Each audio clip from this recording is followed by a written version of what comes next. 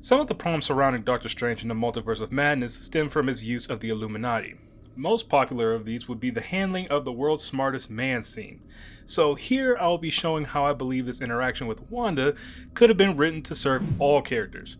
But before we get started, if you like these videos, feel free to subscribe. Appreciate it.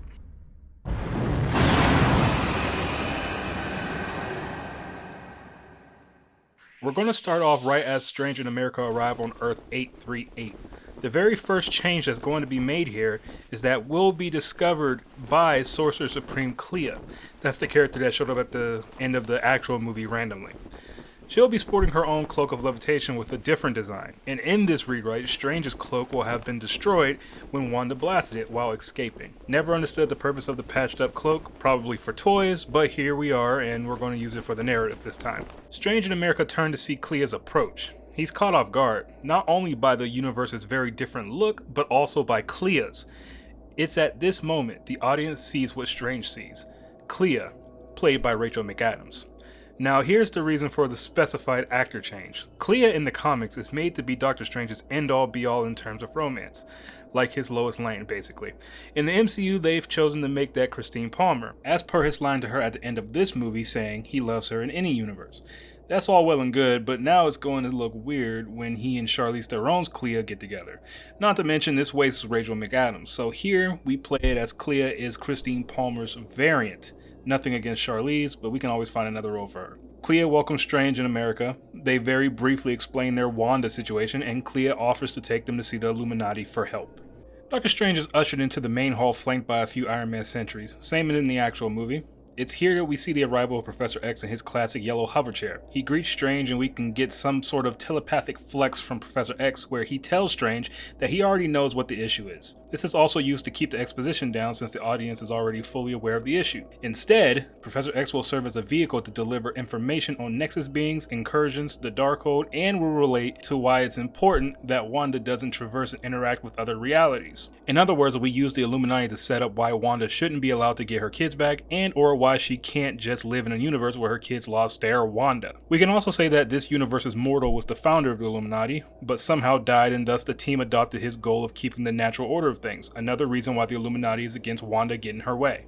In the actual movie, the main issue was Wanda having to kill America to get her powers to then traverse to a universe where her kids were. Here, we will state that it's a universal scale tragedy if Wanda gets her way because it will spawn an incursion. The rest of the Illuminati arrive to their chairs. First, Clea, the Sorcerer Supreme of the Dark Dimension, played by Rachel McAdams. She's in charge of maintaining and monitoring foreign planetary threats. Next, Reed Richards, smartest man alive, serves as a consultant and special counsel. Then, Black Bolt, powerhouse, enforcer of the group, for a more political response, he can also be announced as the representative of the Inhuman Kingdom within the United Nations. Afterwards, Superior Iron Man, which can be played by either Robert Downey Jr. or Tom Cruise. Though the idea of Superior Iron Man being Obadiah Stane from a universe where he succeeded in killing Stark is a good idea, and honestly I'm fine with either of those. And lastly, Captain Carter, leader of the Avengers. Here, she will be the Captain Carter of the What If series because it makes no sense for it not to be. Also, she'll serve as a means of telling Strange about Strange Supreme of What If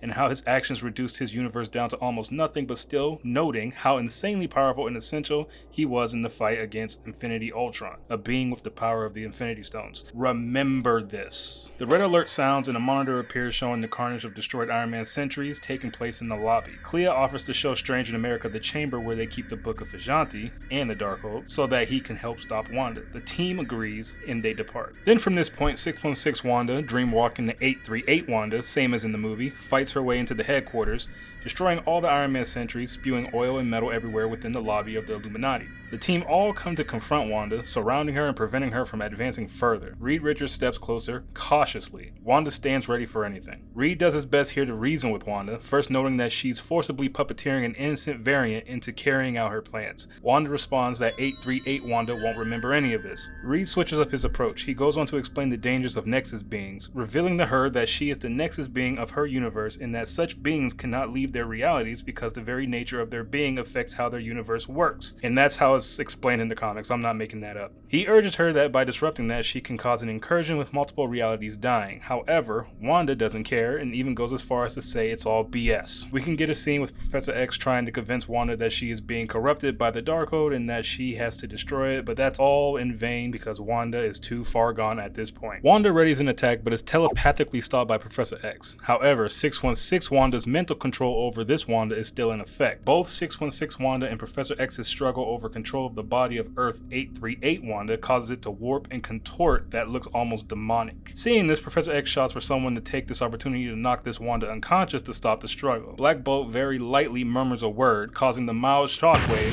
that sends Wanda back and out cold. Professor X mentally checks to see if 616 Wanda's Dreamwalk spell has been undone. Seemingly successful, Black Bolt picks her up and is instructed by Reed to take her to the power dampening chamber to safeguard her from 616 Wanda's influence. At this point, 616 Wanda reapplies the Dreamwalk, catching Professor X off guard. If she can't beat him telepathically, then she'll beat him in terms of speed. Before Professor X can react, the repossessed Wanda leans into Black Bolt's ear, now knowing his power, telepathically influences him to scream. Superior Iron Man yells for everyone to get down, and then boom, the headquarters is utterly destroyed. Honestly, even with this rewrite, I feel the Illuminati wasn't really needed in this movie, but this is how I would have went about using them to further the narrative as opposed to using them simply for fan service. The main changes were a better use of Clea as well as to fix the whole world's smartest man thing with Reed in the actual movie. But let me know what you think in the comments and if you'd like me to continue the rewrite for this whole movie. Now I gotta go back to writing the Infinity War rewrite. Later.